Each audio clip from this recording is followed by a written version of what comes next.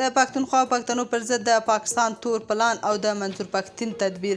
نه چې پاکستاني پوځ پښتونخوا کې بیا څه ډرامه جوړوله او په منظور پښتين څه وکړل، نو جزئیات هم دلته وګورئ او چینل هم سبسکرایب کړئ. منظور پښتين د قومي جرګې په دې پریکړه سره چې د پوځ ترڅنګ به ټي ټي پي هم له پښتونخوا وځي، د پاکستان تور پلان شنډ کړی یا کوي. د دې پلان له مخې پاکستان غوښتل چې د خپل ځواکونو تر ایستلو وروسته پښتونخوا ټي ټي پي ته پرېږدي یا یې وسپاري ترڅو د پښتنو په خاوره کې یو نوی بحران رامنځته کړي. خو منظور پښتين د خپلې هوښیارۍ او جرأت له برکته او د قومي جرګې له ادرسه په دې ټینګار وکړ چې د پوځ ترڅنګ به ټي ټي پي هم له پښتونخوا وځي. د دې پریکړې تطبیق به نه یوازې د پاکستان شومې موخې ناکامې کړي، بلکې پښتنو ته به د خپل برخلیک د ټاکلو یو نوی لاره پرانیزي. تور پلان څه دی؟ دا پلان دوه پړاوه لري. په لومړي پړاو کې تر ډیره یوازې د پاکستان موخې پرتې دي او په دوهم هغه کې د امریکا متحده ایالاتو د پاکستان موخې د پښتني سیمو لوټ، له نړۍ څخه د ترهګرۍ د یو قرباني په توګه د ډالرو ترلاسه کول او تر ټولو خطرناکه هغه د پښتنو ترمنځ د ملتپال او نور رابېداره سوو فکرونو وهل او سرکوب کول دي. په دوهم پړاو کې بیا د امریکا هدف پروت دی چې د نړیوالې ترهګرۍ ضد مرکز په نوم په وزیرستان کې د یوې نظامي اډې جوړول دي. په لومړي پړاو کې ممکن د پاکستان پوځ د ټي ټي پي سره په جګړه کې د ماتې او تمثیل وکړي او ډیر ژر بیرته راوګرځي. دوی به سیمه په بشپړه توګه ټي ټي پي او ملګرو ډلو ته پرېږدي. د هغه پړاو دی چې پر قبایلي او ځینو نورو سیمو به د لنډ مهال لپاره د اسلامي نظام تر نامه لاندې یو حکومت اعلانېږي او په ډېرې تیزۍ سره به په یادو سیمو کې په یو شمېر پلان شوو کړنو لاس پورې کړي چې وایي د ملت پالنې د هغو بوټو خل دي چې په تیرو څو کلونو کې تازه په دې سیمه کې رازرغونه شوي دي.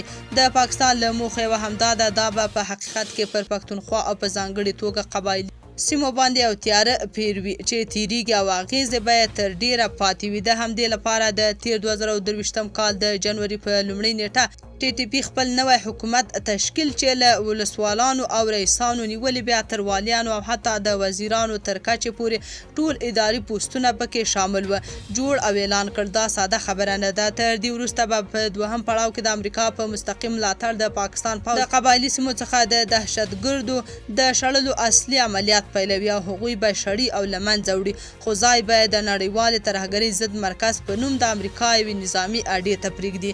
اما منظور پښتين د قومي جرګې له ادرس څخه چې د ټولو پښتنو نمایندګي کوي، د دې پلانونو پر وړاندې ودرېد او هڅه کوي چې پر پښتون وطن د دا ډول تورو پلانونو اوږد مهاله بربادیو مخنیوی وکړي. ځینې پښتانه د منظور او جرګې دې پریکړې چې د پوځ ترڅنګ به ټي ټي پي هم وځي حیران کړي. اصلا دوی فکر کوي چې پوځ ووځي نو ټي ټي پي به وسله پر ځمکه کېږدي یا به د پښتنو ملتپالانو سره یو ځای مخ ته ځي، خو دا انګېرنه ناسمه ده. ټي ټي پي نه یوازې دا چې وسله پر ځمکه نږدي، بلکې د خپل افراطي ایډیالوژۍ په رڼا کې غواړي په پښتونخوا کې خپل حکومت اعلان کړي. دوی هیڅکله د ملتپالو سره یو ځای نشي کېدای ځکه چې د هغوی نظریه او اهداف بشپړ توپیر لري. که پاکستاني پوځ ووځي او ټي ټي پي پاتې سي، نو په اتومات ډول به د دوی او ملتپالانو ترمنځ د ایډیالوژیکه جګړه پیل سي او پښتانه به له یوې بلې اوږدمهاله بربادۍ سره مخ سي. لہذا منظور پښتين او قومي جرګه هڅه کوي چې د دا ډول خطرناکه اغمیزې مخه ونیسي او پښتانه له داسې وضعیت څخه وژغوري چې د یوې بلې تباهۍ لامل ګرځي. اما که پښتانه مشران په دې اړه بې تفاوته پاتې سي او د منظور پښتين او په ټوله کې د قومي جرګې د پریکړو په تطبیق کې ناغېړي وکړي، نو هغه ورځ لرې نه ده چې د نورولي محسود له لوري به ورته د عمومي عفو اعلان ترڅنګ ویل سي چې نور له هر ډول سیاسي فعالیتونو څخه ډډه وکړي، پر خپلو کورونو کې او له امن څخه خوند واخلي.